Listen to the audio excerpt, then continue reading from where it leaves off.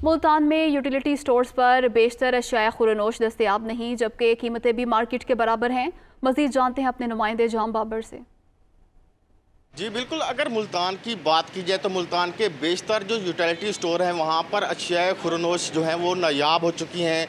यहाँ पर दूर दराज से लोग आते हैं, शहरी आते हैं ताकि यहाँ पर उनको सस्ती जो अशिया हैं वो फराम हो सके, लेकिन यहाँ पर बेशतर जो चीज़ें हैं वो नायाब हो चुकी हैं। इस वक्त हमारे साथ कुछ शहरी मौजूद हैं, उनसे बात करते हैं। अच्छा, आप ये बताएँ कि यहाँ पर आप आए हैं, जो आप चीज़ें लेने आए हैं, क्या आपको फराम हुई हैं कि नहीं हुई? मैं इस मुल्तान की गर्मी में यहाँ 3 किलोमीटर चल के आया हूँ। यहाँ आके पता चला जी ना घी दस्तयाब है, ना चीनी दस्तयाब है, ना आटा दस्तयाब है। गरीब आदमी कहाँ जाए, महंगाई इतनी ज़्यादा हो चुकी है।